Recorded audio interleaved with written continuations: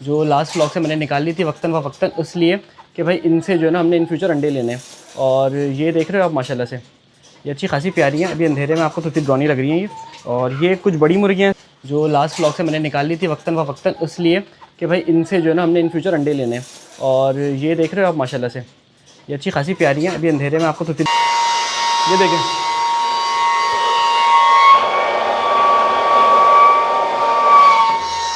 देखा। डे 2 पे मैंने आपको दिखाए थे कुछ मसले हैं जो चीज़ें थी, लेकिन ये है कि और डे 2 की वीडियो में मैंने आपको बताया था कि भाई ये चीज़ें सही हो जाएंगी इंशाल्लाह ताला। देखें, बहुत सारी बीमारियां ऐसी हैं जिनको बहुत टाइम से फेस कर रहा हूँ। पाकिस्तान का जो 90% ब्रीडर होता है ना, उसमें 70-80% ब्रीडर की बात करूँ तो उसमें साल्मोनेला ईकोलाई प्रेजेंट होता है।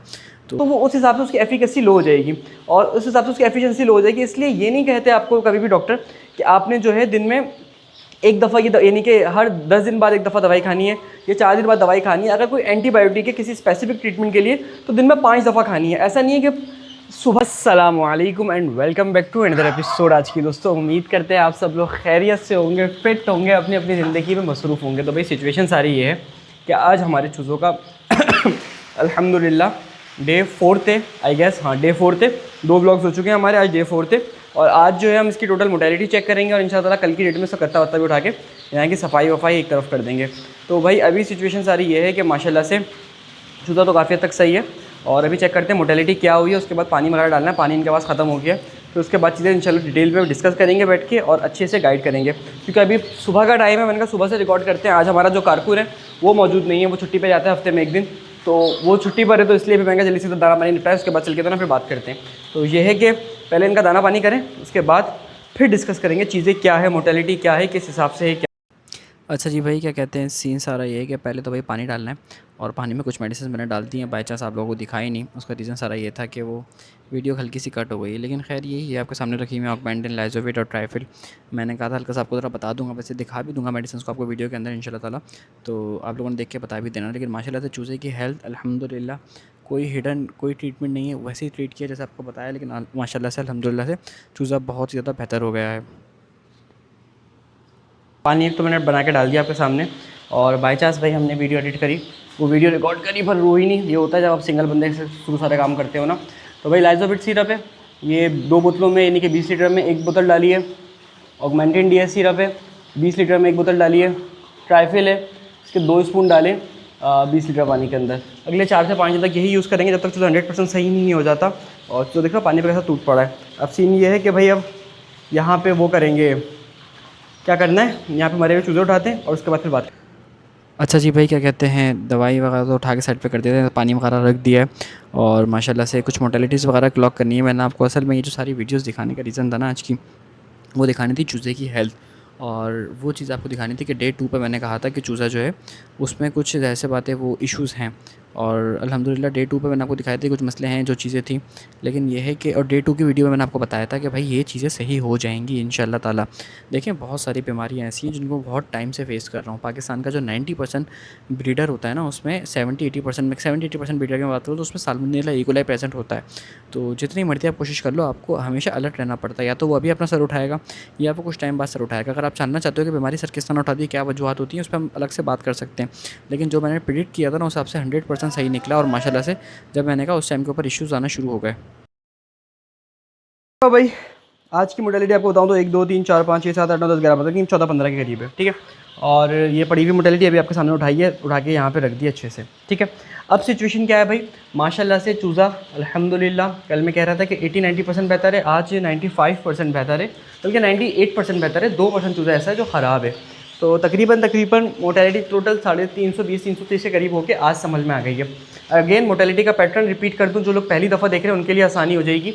डे 1 पे हमारी मोटेलिटी थी तकरीबन 120-30 के करीब, डे 2 पे 140-50 के करीब, डे 3 के ऊपर जो थी वो तकरीबन 20-25 के करीब, और आज जो है यानी कि डे 4 जो है उस पर तकरीबन 15 के करीब। तो होपफुली जैसे कि कल मैंने आपको बताया था कि अब ये वापसी की तरफ जाएगी। तो अल्लाह ने चाहा तो अगर आज 15 है तो कल 7 होगी, और उसके बाद जो है वो शायद और कल 7 से भी कम हो जाए, जिस स्पीड से ये मोटेलिटी सही हुई है।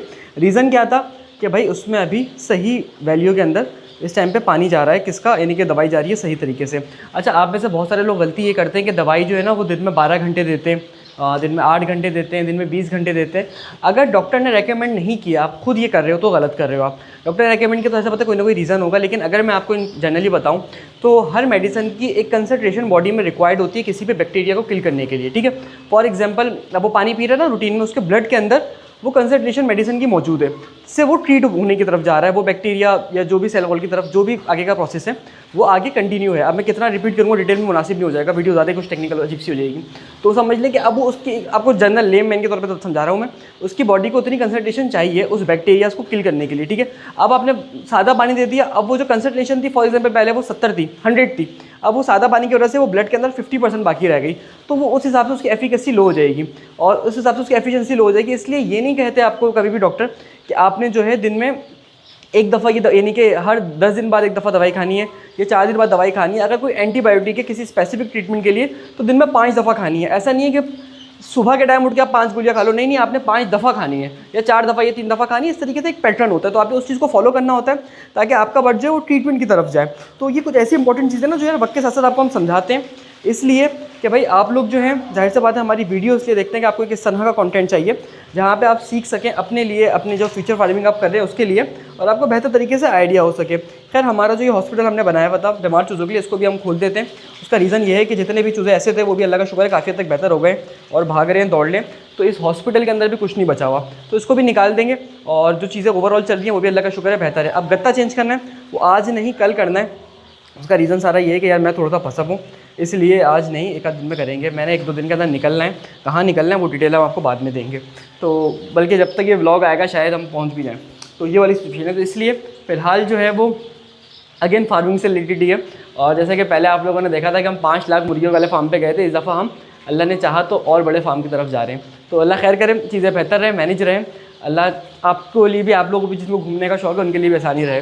तो अब चलते हैं भाई, एक काम करेंगे। अब ये काम ये करना है कि हमने इन सारी चीज़ों को उठा के उसके बाद, हाँ काम तो हमारा हो गया। अब ये है कि बस हॉस्पिटल को खोल देंगे और उसके बाद आपको ज़रा बाहर की अपडेट दिखाता हूँ। उससे पहले ये वाला फ़ैन मैंने ऑन करना है, पर वो फ़ैन फ़िलहाल ऑन नहीं करेंगे क्योंकि शोर बहुत ज़्यादा आएगा। पहले आपको ज़रा बाकी चीज़ों की अपडेट दूँ, उसके बाद फिर बात करते हैं। ये हमारी कुछ मुर्गियाँ बची हुई हैं जो लास्ट व्लॉग में से मैंने रोक ली थी। एक में ज़रा रुकें, ज़रा दिखाते हैं आपको। फ्लैश ऑन कर लें, ये भी मेरी तना एकदम ज़रा डार्क कलर की दिखती नहीं अंधेरे में। अच्छा जी यार, ये रखी हुई इस तरह क्योंकि उधर बारिश आने वाली है, बारिश से बचा के इसको इस तरह रखा हुआ है बिल्कुल कोने में। तो भाई ये वो मुर्गियाँ हैं माशाल्लाह से हमारी, जो लास्ट व्लॉग से मैंने निकाल ली थी वक्तन व वक्तन, इसलिए कि भाई इनसे जो है ना हमने इन फ्यूचर अंडे लेने हैं। और ये देख रहे हो आप माशाल्लाह से ये अच्छी खासी प्यारी हैं। अभी अंधेरे में आपको तो इतनी ब्राउनी लग रही हैं ये। और ये कुछ बड़ी मुर्गियाँ हैं इसमें, ये 2 देख लो, 2 इसमें 3 बड़ी मुर्गियाँ हैं और एक जो है ना उसमें छोटी मुर्गी है। और सबसे नीचे अगर बात करें तो यहाँ पर तो चारों ही बड़ी लग रही हैं, नहीं एक छोटी है, वाली छोटी है, बाकी 3 बड़ी हैं। तो ये मिक्स है फ़िलहाल, और इनको अभी अंडों वाली फीड नहीं दे रहा मैंने, जानबूझ के दोनों कम करके रखी हुई है। थोड़ी इनको फीड डाल रहे हैं कि बस काम चलता रहे, क्योंकि इनसे अंडे लेने हैं मैंने 1 महीने बाद। तो इंशाल्लाह ताला 1 महीने बाद आपको उनकी डिटेल्स में वीडियोस दिखाएंगे। अभी ये खाली केजेस में रखी हुई हैं और इनकी अपडेट आपके सामने माशाल्लाह से बेहतरीन कर आ रही है। ये फैज़ भाई का ट्राइपॉड एक अरसे से यहाँ पर रखा हुआ है, वो लेके नहीं चाहते और हमें देना याद नहीं रहता, मिक्स चल रही है कहानी। तो खैर ये वाला सीन हो गया। अब ज़रा टर्की का दीदार करा दें, फिर उसके बाद वीडियो को भी आगे की तरफ लेके चलेंगे, ठीक है। माशाल्लाह से ये रहे हमारे टर्की और मोर की फ़ीमेल का पर डैमेज हो गया था एक हादसे की वजह से। तो काफ़ी टाइम से दोनों इसकी अपडेट हम बिल्कुल बना ही नहीं रहे। आई होप कि इसके हम वीडियो बनाएंगे कुछ टाइम के बाद, लेकिन इसका जो ना बेचारी का पर टूट गया था मुझसे। तो कभी कभी टाइम ख़राब होता है। तो यार ये भाग रही थी, मैंने इसको पीछे से पकड़ा, मैंने जैसे इसको पकड़ के वैसे इसका ख़तरनाक झटका दिया कि ये दोनों फ़ौरन इसका पर टूट गया। मैं आपको कहानी समझाता हूँ क्या हुआ कैसे हुआ। ज़रा बंद करूँ उसको। भाई ये गेट जो तकरीबन 7 साल पुराना है। 7 साल पहले मैंने इसको अपने हाथ से बनाया था और माशाल्लाह अभी तक जो है ना चल रहा है।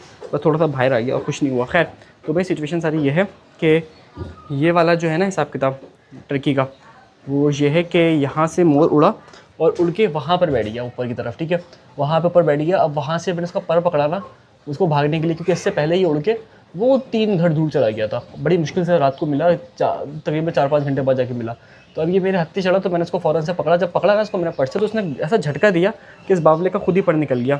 तो अभी जो हमारा मोर है ना बेचारा, मैं ज़रा फोकस करके दिखाता हूँ, ये रहा, इस बेचारे का जो ना अपना ही पर अपनी ही गलती की वजह से टूट गया है। सही बिल्कुल ये वैसे पता नहीं लगेगा अगर आप चेक करोगे तो, लेकिन ये है कि मुझे पता है कि इसका पीछे वाला पर जो ना हल्का सा टूटा हुआ है, तो इसका जोड़ निकल आया बेचारे का। तो खैर ये वाला सीन था।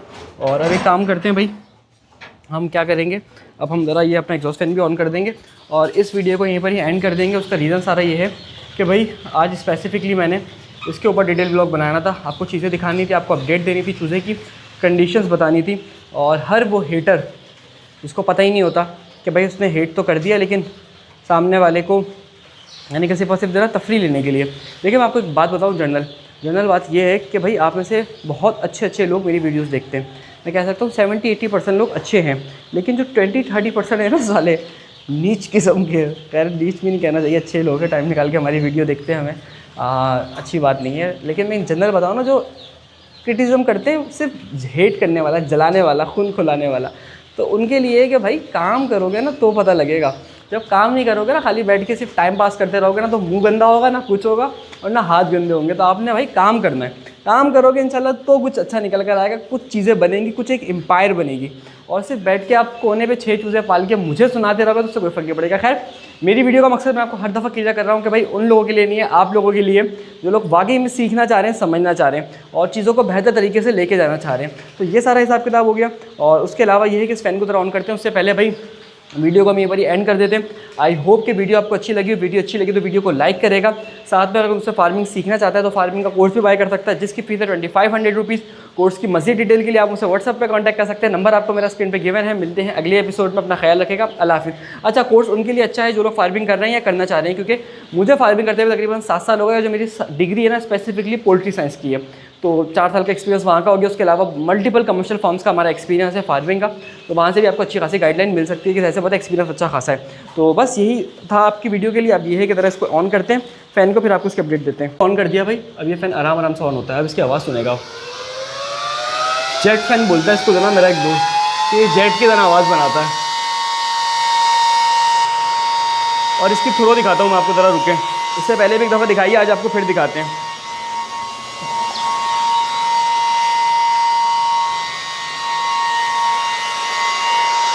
ये देखें,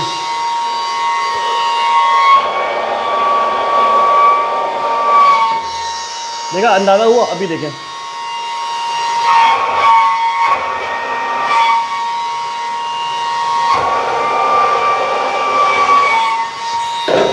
हाथ से गिर गया, लेकिन इसकी अच्छी खासी पकड़ है कि ये इसको खींच लेता है।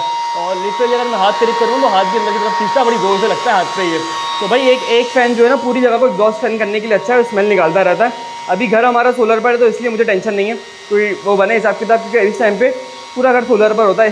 AC भी हमारा इस टाइम पे सोलर पर होता है। तो खैर मिलते हैं अगले एपिसोड पर, अपना ख्याल रखेगा, अल्लाह हाफिज़। सोलर की बात हो ही गई है तो आपको सोलर की भी जुगाड़ दिखा दें। तो भाई सोलर जो है ना वो हमारी छत पे नहीं, हमारे जो पड़ोसी हमारे चाचा हैं उनकी छत के ऊपर हमने लगाया है। तो वहाँ से ये है कि आसानी है काम चलाने के अंदर। और जो इन्वर्टर्स हैं वो हमारे घर के नीचे, सबसे नीचे वाले फ्लोर पे जहाँ पे चूज़ा आया था, डे 1 की ब्लॉग में हमने देखा था, वहाँ पे इन्वर्टर लगा हुआ, आपने शायद देखा होगा। तो ये है उसका तार जो ऊपर से नीचे आ रहा है, ये आपको दिख रहा है, ये ऊपर से सीधा तार नीचे आ रहा है, ये पाइप के थ्रू, ये पाइप के अंदर तार है।